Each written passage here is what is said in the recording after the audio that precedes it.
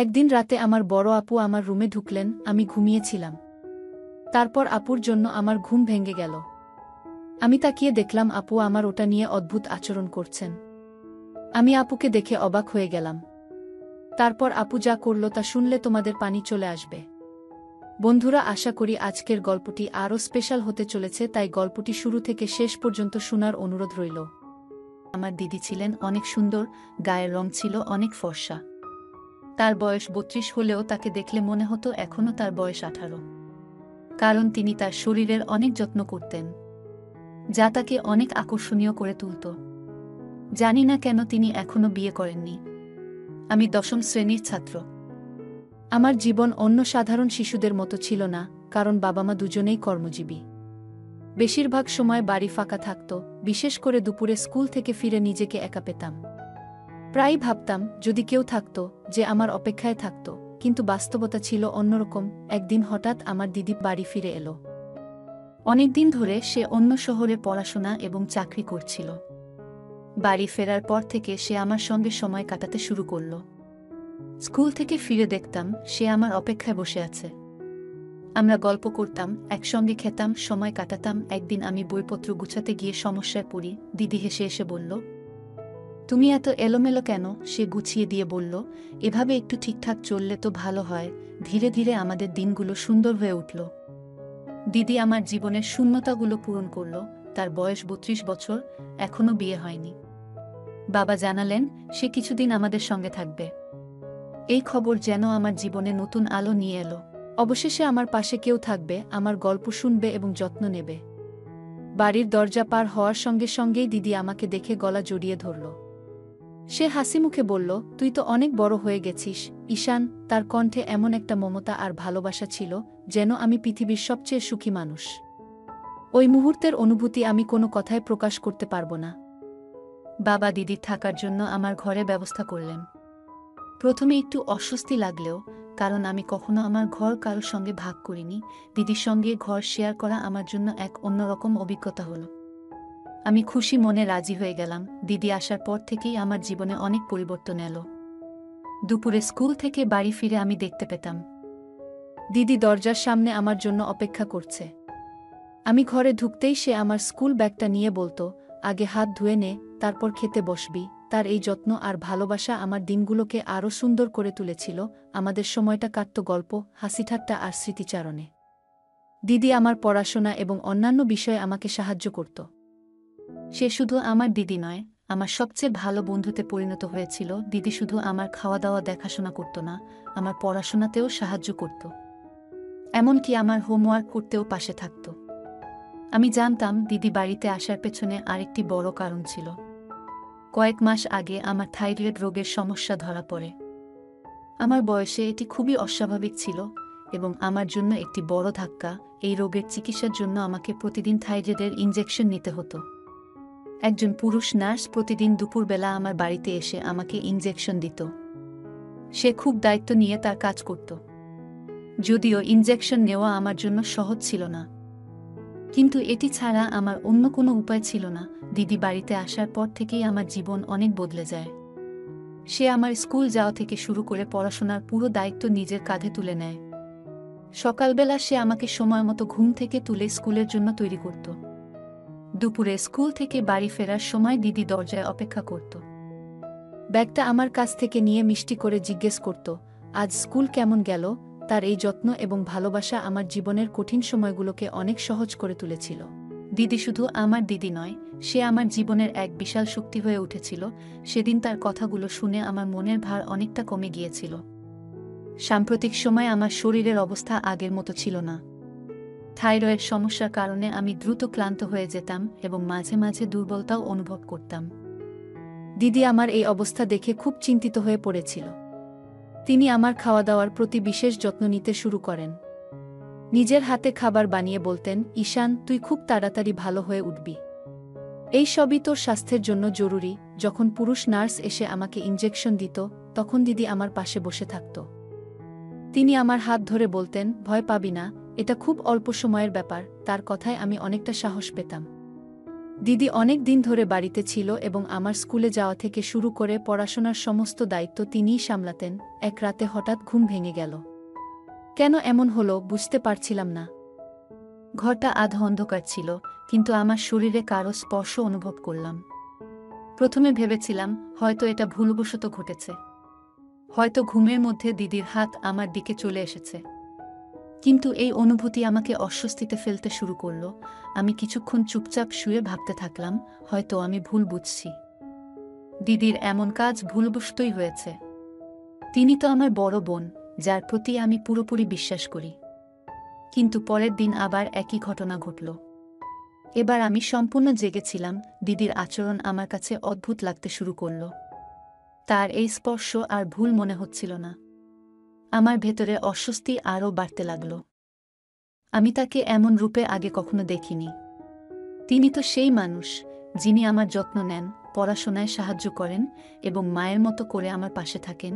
সেই রাতে আমি কিছুই বলিনি, শুধু চুপচাপ শুয়েছিলাম। কিন্তু মনের ভেতর নানা চিন্তা ঘুরছিল। এমনটা কেন ঘটছে তা বুঝে উঠতে পারছিলাম না। 2 রাত ধরে ঘটে যাওয়া ঘটনাগুলো আমাকে ভীষণ অস্বস্তিতে ফেলেছিল।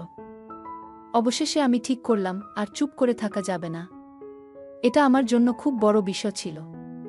আমি দিদির সঙ্গে কথা বলার সাহস সঞ্চয় করতে শুরু করলাম। তবে আমার মনের ভেতরে একটা ভয় কাজ করছিল, যদি আমার কথা বলার ফলে বাড়ির পরিবেশ খারাপ হয়ে যায়। কিন্তু আমি জানতাম এমন কিছু হলে তা ঠিক নয়। তাই এই বিষয়ে কথা বলা খুবই জরুরি। পরের দিন দুপুরে যখন স্কুল থেকে বাড়ি ফিরলাম, তখন রাতের ঘটনাগুলো আমার মাথায় ঘুরছিল। আমি খুব অস্থির ছিলাম। খাবার খেতে বসে আর নিজেকে আটকাতে পারলাম না। অবশেষে দিদির সঙ্গে কথা বলার সিদ্ধান্ত নিলাম। আমি সরাসরি বললাম, দিদি, গত 2 দিন ধরে রাতে ঘুমানোর সময় তুমি কেন আমার গায়ে হাত রাখছ? তোমার কি কোনো দুঃস্বপ্ন হচ্ছে? আমার প্রশ্ন শুনে দিদির মুখের ভাব মুহূর্তে বদলে গেল। তার চোখে মুখে একটা অদ্ভুত অস্থিরতা দেখা দিল, যা আমি স্পষ্টই বুঝতে পারছিলাম। মনে হচ্ছিল তিনি এই প্রশ্নের জন্য একদম প্রস্তুত ছিলেন না। কিছুক্ষণ পুরো ঘর নিস্তব্ধ হয়ে রইল। এরপর দিদি হালকা কাঁপা গলায় উত্তর দিলেন, হয়তো আমি কোনো স্বপ্ন দেখেছিলাম। স্বপ্নের মধ্যেই হয়তো ভুলবশত আমার হাত তোর গায়ে চলে গেছে। তার কণ্ঠে এক ধরনের দ্বিধা ছিল। তবে তার উত্তর শুনে আমি কিছুটা শান্ত হলাম। মনে হলো হয়তো আমি বাড়াবাড়ি করে কিছু ভেবেছি। দিদি তো আমার বড় বোন, যিনি আমার দেখাশোনার জন্য এখানে এসেছেন। আমি তার কথাগুলো বিশ্বাস করে নিলাম। ভাবলাম হয়তো এটা সত্যিই স্বপ্নের কারণে ঘটেছে। কিন্তু তার পরিবর্তিত মুখের অভিব্যক্তি এবং দ্বিধাগ্রস্ত উত্তর আমার মনে একটা প্রশ্ন রেখে গেল। আমি এই বিশ্বাসটি এড়িয়ে যাওয়ার চেষ্টা করলেও আমার ভেতরে একটা অজানা ভয় এবং সন্দেহ ঠিকই রয়ে গেল। সেদিনের পর থেকে আমি দিদির আচরণের প্রতি বেশি নজর দিতে শুরু করলাম। তার কিছু কিছু আচরণ আমার কাছে অদ্ভুত মনে হতে থাকল। সেদিন রাতে অস্বস্তি আমার মনকে গ্রাস করেছিল। রাতে ঘুমানোর কিছু সময় পরেই আমার ঘুম ভেঙে যায়। ঘুমানোর আগে আমি একটু পানি খেয়েছিলাম, হয়তো সেই কারণেই আমার মধ্যরাতে ঘুম ভেঙেছিল। আমি উঠে দেখি দিদি আমার পাশে নেই। প্রথমে ভাবলাম হয়তো বাথরুমে গিয়েছে, কিন্তু ঘরের বাথরুমেও তাকে পেলাম না। তখন ঠিক করলাম ঘর থেকে বেরিয়ে একটু খুঁজে দেখি। ঘরের বাইরে গিয়ে চারদিকে তাকিয়ে দেখি দিদি মায়ের ঘরের দরজার বাইরে দাঁড়িয়ে আছেন। তিনি দরজার ফাঁক দিয়ে ভেতরে কি যেন দেখছিলেন। এটা কেন করছিলেন তা বুঝতে পারছিলাম না। আমি ভেবেছিলাম দিদির কাছে গিয়ে জিজ্ঞেস করব, কিন্তু তার আগেই তিনি আমার ঘরের দিকে ফিরে আসেন। যদি তিনি আমাকে দেখে ফেলতেন তাহলে হয়তো ভাবতেন আমি তাকে অনুসরণ করছি। তাই তার ঘরে ফেরার আগে দ্রুত নিজের জায়গায় ফিরে এসে শুয়ে পড়লাম। কিছুক্ষণের মধ্যে দিদি ঘরে ফিরে এলেন এবং নিজের জায়গায় শুয়ে পড়লেন। কিন্তু তার সেই অদ্ভুত আচরণ আবার শুরু হলো। তিনি আমার শরীর ছুঁতে লাগলেন। আমি বুঝতে পারছিলাম না দিদি কেন এমন অদ্ভুত আচরণ করছেন। তবে এটা নিশ্চিত বুঝতে পারলাম যে মায়ের ঘরে কি দেখার পরই তিনি এমন করেন। এখন আমার কৌতূহল আরও বেড়ে গিয়েছিল। পরের দিন দুপুরে বাড়িতে আমরা দুজনই ছিলাম। দিদি আমাকে পড়াশোনা শেখাচ্ছিলেন। তখন সুযোগ নিয়ে আমি সহজভাবে জিজ্ঞেস করলাম, দিদি, তুমি এত সুন্দর, তবুও তোমার বিয়ে হয়নি কেন? দিদি মুচকি হেসে বললেন, আগে মনে হতো বিয়ে মানে অনেক দায়িত্ব এবং ঝামেলা, তাই এর থেকে দূরে থাকতাম। কিন্তু এখন মনে হচ্ছে বিয়ে করাটা দরকারি। তবে আমার বয়স যেহেতু একটু বেড়ে গেছে, তাই মনের মতো সঙ্গী পাওয়া কঠিন। তার এই কথার পর আমি আর কোনো প্রশ্ন করিনি। চুপচাপ পড়ায় মন দিলাম। কিছুক্ষণ পরেই এক নার্স বাড়িতে এলেন আমাকে ইনজেকশন দিতে। ইনজেকশন নিয়ে আমি কিছুক্ষণ বিশ্রাম নিতে শুয়ে পড়লাম। ঘুম থেকে ওঠার পর খুব ক্ষুধা অনুভব করলাম। তখন দিদিকে ম্যাগি বানানোর কথা বললাম। তখন দিদি মায়ের ঘরে ছিলেন। আমি ঘরের কাছে গিয়ে দেখলাম দিদি নিজেকে আয়নায় দেখছেন। স্নান সেরে তিনি যেন নিজের 18 বছরের মেয়ে মনে করে দেখতে চেষ্টা করছিলেন। তাকে এমনভাবে আয়নায় নিজের প্রতি মগ্ন হতে দেখে আমি একটু হতবাক হয়েছিলাম। আমি চুপচাপ দাঁড়িয়ে অপেক্ষা করছিলাম যে কখন তিনি নিজের এই মগ্নতা থেকে বেরিয়ে আসবেন। আমি ক্ষুধার্ত ছিলাম, কিন্তু দিদি যেন নিজের এক অদ্ভুত জগতে ছিল। নিজেকে নায়িকা মনে করে আয়নার সামনে বিভিন্ন ভঙ্গিতে দাঁড়িয়েছিলেন। ক্ষুধার তীব্রতায় আমি আর সহ্য করতে পারলাম না। অবশেষে তার ঘরে গেলাম। আমাকে দেখে দিদি হালকা লজ্জা পেলেন এবং একটু হাসলেন। তিনি তখন স্নানের পোশাক পরা অবস্থায় ছিলেন। আমাকে দেখে বললেন, উঠে পড়েছ ঈশান? তাহলে বলো তো, আমি কেমন দেখাচ্ছি? আমি আসলে ক্ষুধার জন্য তার কাছে গিয়েছিলাম, কিন্তু দিদি যেন আমার মুখ থেকে নিজের প্রশংসা শোনার জন্যই অপেক্ষা করছিলেন। হঠাৎ তিনি আমার হাত ধরে আমাকে আয়নার সামনে নিয়ে গেলেন। এক হাত আমার গলায় রেখে পেছনে দাঁড়িয়ে বললেন, ঈশান, তোমার কি মনে হয় আমার কি এখনো বিয়ে করা উচিত? দিদির এমন প্রশ্নে আমি কি বলবো বুঝতে পারছিলাম না। আমি বললাম, দিদি, বিয়ে করার সিদ্ধান্ত পুরোপুরি তোমার ব্যক্তিগত বিষয়। আমি এ নিয়ে কিছু বলতে পারবো না। আসলে আমি এখানে এসেছি কারণ খুব ক্ষুধা লেগেছে। তুমি কি আমার জন্য ম্যাগি বানাতে পারবে? আমার কথা শুনে দিদি হেসে বললেন, আমি ভেবেছিলাম তুমি বড় হয়ে গেছো, কিন্তু এখনো ছোটদের মতো আচরণ করছো। ঠিক আছে, তোমাকে বড় হওয়ার দায়িত্ব আমিই নিলাম। তুমি এখানে বসো, আমি প্রস্তুত হয়ে আসছি। আমি সেই ঘর থেকে বেরিয়ে এলাম। কিছুক্ষণ পর তিনি আমার জন্য ম্যাগি বানিয়ে আনলেন। সেই রাতেই আমি সিদ্ধান্ত নিলাম, মায়ের ঘরে ঠিক কী হচ্ছে তা জানার জন্য আমাকে সেখানে নজর রাখতে হবে। রাতে শোয়ার পর কিছুক্ষণ ঘুমের ভান করলাম। তারপর হঠাৎই বকবক করতে শুরু করলাম, পানি কোথায়? খুব পিপাসা লেগেছে। এমনটা করছিলাম যেন দিদি বুঝতে পারে আমি সত্যিই পানি খুঁজছি। ঘরে পানি না পেয়ে আমি বললাম, মনে হচ্ছে কিচেন থেকে পানি আনতে হবে। সবকিছু আমি ইচ্ছে করেই করছিলাম, কারণ আমি নিশ্চিত ছিলাম দিদি জেগে আছেন। তার আচরণ বুঝতে আমার এই পরিকল্পনা ছিল। আমি বুঝতে চেয়েছিলাম দিদির মনে আসলে কি চলছে। রাতের সময় পানি খুঁজতে ঘর থেকে বেরোলাম। তবে রান্নাঘরের দিকে না গিয়ে আমি মায়ের ঘরের দিকে পা বাড়ালাম। দরজাটা সামান্য খোলা ছিল। আমি ভেতরে উকি দিয়ে যা দেখলাম তাতে কিছু বিষয় স্পষ্ট হয়ে গেল। মা আর বাবা একসঙ্গে বসেছিলেন। বাবা মাকে আলতো করে কাছে টেনে নিচ্ছিলেন। এই দৃশ্য দেখে আমার মনের মধ্যে কিছু চিন্তা পরিষ্কার হতে শুরু করল। আমি তখন চুপচাপ নিজের ঘরে ফিরে এলাম। ঘরে এসে দেখলাম দিদি আগের মতোই শুয়ে আছে। তবে আমি নিশ্চিত ছিলাম সে ঘুমিয়ে নেই। তার মনেও নিশ্চয়ই কিছু চলছিল। আমি ঠিক করলাম এই বিষয়টি দিদির সঙ্গে কথা বলতে হবে। অনেক দিন ধরে যা চলছে তা আমাকে মানসিকভাবে খুবই অস্বস্তিতে ফেলেছিল। সেই রাতে আমি ঘুমাতে পারলাম না। বারবার মাথায় ঘুরছিল দিদির অদ্ভুত আচরণ আর মায়ের ঘরে দেখা সেই দৃশ্য। এরপর 3 দিন কেটে গেল। আমার গ্রীষ্মের ছুটি শুরু হতে চলেছে। মা বাবা ছুটির জন্য একটি ভ্রমণের পরিকল্পনা করলেন। তবে সেই ভ্রমণ ছিল শুধু তাদের জন্য। তারা বললেন, আমার সামনে বোর্ড পরীক্ষা রয়েছে। এই সময়টা পড়াশোনার জন্য কাজে লাগানো উচিত। আমি অনেক বুঝিয়েও তাদের সঙ্গে যেতে রাজি করাতে পারলাম না। মা বাবা বললেন, ঈশান, এই সময়টা তোমার জন্য খুব গুরুত্বপূর্ণ, তোমার পড়াশোনায় মনোযোগ দেওয়া উচিত। 3 দিন পর আমার ছুটি শুরু হতেই মা বাবা তাদের ভ্রমণে বেরিয়ে গেলেন। বাড়িতে আমি আর দিদি একাই রয়ে গেলাম। মা বাবা চলে যাওয়ার পর দিদি কিছুটা উদাসীন হয়ে পড়ল। আমি তার পাশে গিয়ে বসে হাসতে হাসতে বললাম, দিদি, এখন তো তোমারও বিয়ে করার ইচ্ছে হচ্ছে, তাই না? এখানে এসে মা বাবাকে একসঙ্গে দেখে নিশ্চয়ই মনে হয় তোমারও এমন একজন থাকা উচিত যে তোমাকে ভালোবাসবে। আমার কথা শুনে দিদির চোখে পানি চলে এলো। সে কান্নার মধ্যে বলল, ঈশান, তুমি সত্যিই আমার মনের কথা বুঝে ফেলেছ। এরপর সে তার মনের কথা বলতে শুরু করল।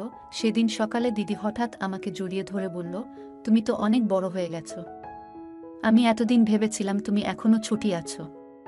কিন্তু তোমার কথাগুলো শুনে মনে হলো তুমি এখন সত্যিই একজন পরিপক্ক মানুষ। তারপর দিদি বলল, তোমার কি সত্যিই মনে হয় এই বয়সে আমাকে কেউ পছন্দ করতে পারে? দিদির এই প্রশ্নের কোনো উত্তর আমার কাছে ছিল না। তবে সেই দিনের পর থেকে দিদির আচরণে এক আশ্চর্য পরিবর্তন দেখা দিল। দিদি মায়ের কিছু স্টাইলিশ পোশাক পরতে শুরু করলেন। দিদিকে ওই রকম পোশাকে দেখলে আমারও চোখ আটকে যেত। বিশেষ করে যখন তিনি মেকআপ করে সেজেগুজে আসতেন, তখন তিনি আমার কাছ থেকে প্রশংসা শোনার জন্য অপেক্ষা করতেন। শুধু তাই নয়, মাঝে মাঝে আমার সঙ্গে ছবি তুলতে চাইতেন এবং ইচ্ছাকৃতভাবে আমার কাছাকাছি থাকতেন। তার আচরণ আমার মনে কিছুটা অস্বস্তি তৈরি করেছিল। তবে আমি কিছু বলিনি। একদিন সকালে আমি গোসল করে এসে দ্রুত জিন্স পরতে গিয়ে সমস্যায় পড়লাম। জিন্সটি এক জায়গায় আটকে গিয়ে খুব ব্যথা হচ্ছিল। ব্যথার কারণে আমি অসাবধানতাবশত মাকে ডাকতে শুরু করলাম। তবে মা তখন বাড়িতে ছিলেন না। আমার চিৎকার শুনে দিদি দৌড়ে আমার ঘরে এসে উপস্থিত হল। তার পরবর্তী আচরণ আমাকে চমকে দিয়েছিল। তিনি আমাকে জিজ্ঞাসা করলেন, কি হয়েছে ঈশান? আমি সবকিছু খুলে বললাম। তিনি হেসে বললেন, তোমার মাও বাড়িতে নেই, তাই তোমার সমস্যা মেটাতে এখন আমাকে এগিয়ে আসতে হবে। আমি লজ্জায় মাথা নিচু করে বললাম, দিদি, আমি নিজেই পারব। কিন্তু তিনি শান্তভাবে বললেন, লজ্জা পেলে সমস্যাটা আরও জটিল হতে পারে। আমাকে সাহায্য করতে দাও। আমি কিছু বললাম না, চোখ বন্ধ করে দাঁড়িয়ে রইলাম। কয়েক মিনিটের মধ্যেই তিনি সমস্যার সমাধান করে দিলেন, আর আমি স্বস্তি পেলাম। তবে ওই ঘটনার পর দিদির আচরণে এক ধরনের পরিবর্তন দেখা গেল। তিনি বললেন, ঈশান, আমি সবসময় তোমাকে ছোট মনে করতাম, কিন্তু এখন বুঝতে পারছি তুমি অনেক বড় হয়ে গেছো। তার কথায় আমি একটু অপ্রস্তুত হয়ে গেলাম। সেদিন সন্ধ্যায় দিদি বললেন, মা বাড়ি না ফেরা পর্যন্ত আমি তোমার দায়িত্ব নিচ্ছি। আমি লজ্জায় না বলতে চেয়েছিলাম, কিন্তু তিনি জোর দিয়ে বললেন, তোমার ভুল যাতে আর না হয় সেটা দেখা আমার দায়িত্ব। পরের দিন দুপুরে যখন আমি ঘুমাচ্ছিলাম না, টিভি চালিয়ে বসেছিলাম, হঠাৎ টিভির আওয়াজ শুনে দিদি মায়ের ঘর থেকে বেরিয়ে এলেন। তার অভিব্যক্তি দেখে মনে হলো তিনি আমার প্রতি আরও খেয়াল রাখার সিদ্ধান্ত নিয়েছেন। তিনি সেদিন মায়ের একটি স্টাইলিশ পোশাক পরেছিলেন এবং তার চলাফেরায় কিছুটা ভিন্নতা লক্ষ্য করলাম। একদিন দিদি বললেন, ঈশান, আজ তোমার জন্য আমি বিশেষ করে পানিপুরি বানিয়েছি। আমি হেসে বললাম, ঠিক আছে, আনো। দিদি কিচেনে যাওয়ার আগে টিভি বন্ধ করে দিলেন। তবে আশ্চর্যজনকভাবে তিনি আমাকে হলের পরিবর্তে আমার ঘরে নিয়ে গেলেন। সেখানে আমাকে বিছানায় বসিয়ে নিজের হাতে পানিপুরি খাওয়াতে শুরু করলেন। পানিপুরি খাওয়ানোর সময় দিদি বারবার আমার চুলে হাত বুলিয়ে বলছিলেন, তুমি অনেক বুদ্ধিমান হয়ে গেছো, এখন তো অনেক বড় হয়ে গেছো। তার পারফিউমের গন্ধ পুরো ঘরে ছড়িয়ে পড়েছিল। কিছুক্ষণ পর আমার চোখ ভারী হয়ে এলো এবং আমি ঘুমিয়ে পড়লাম। যখন ঘুম ভাঙল, তখন মাথাটা ভারী লাগছিল। আমি ধীরে ধীরে উঠে বসলাম। কিছু সময় পর দিদি ঘরে ঢুকে এক অদ্ভুত হাসি নিয়ে বললেন, ঈশান, তুমি জানো না তুমি আমার জীবনে কত আনন্দ নিয়ে এসেছো। আমি তার কথা ঠিকমতো বুঝতে পারছিলাম না, শুধু মাথা নেড়ে সাড়া দিলাম। এরপর দিদি বললেন, ফ্রেশ হয়ে এসো, আমরা অনেক মজা করব। ফ্রেশ হয়ে যখন ঘর থেকে বের হলাম, তখন দেখলাম দিদি আমার পছন্দের গান চালিয়েছেন। সাধারণত তিনি ড্যান্স বা ডিজে গান একেবারেই পছন্দ করতেন না, কিন্তু সেদিন তিনি নিজেই আমার হাত ধরে বললেন, চলো নাচি। আমাকে ড্যান্স শেখাতে শেখাতে দিদি বললেন, তোমার সাথে আজ এত মজা হচ্ছে, মনে হচ্ছে দিনগুলো খুব সুন্দর হয়ে গেছে। দিন যেতে লাগলো এবং আমি বুঝতে পারছিলাম না কেন দিদি এত খুশি থাকছেন। তবে প্রতিদিন দুপুরে ঘুম থেকে ওঠার পর শরীরটা ক্লান্ত লাগত। আমি যখনই জিজ্ঞাসা করতাম, দিদি মুচকি হেসে বলতেন, তুমি আমাকে আজও অনেক খুশি করেছ। আমি বুঝতে পারছিলাম না কিভাবে আমি তাকে খুশি করছি। তবে আস্তে আস্তে তার সাথে কাটানোর সময় আমাকে ভালো লাগতে শুরু করলো। শুরুতে কিছুটা অস্বস্তি থাকলেও ধীরে ধীরে আমি দিদির আচরণে অভ্যস্ত হয়ে পড়লাম। আমাদের সম্পর্কের মধ্যে এক ধরনের নতুনত্ব আসতে লাগলো। কিন্তু এই পরিবর্তন কোথায় গিয়ে দাঁড়াবে তা তখনও আমি বুঝতে পারিনি। আমার জীবনে এমন একটি ঘটনা ঘটেছিল যা আমাকে এবং আমার পরিবারকে পুরোপুরি হতবাক করে দিয়েছিল। হঠাৎ করেই আমার শরীরে কিছু পরিবর্তন অনুভব করতে শুরু করলাম। মাথা ঘোরা, দুর্বলতা, এসব অনুভূতি ক্রমশ বাড়তে লাগল।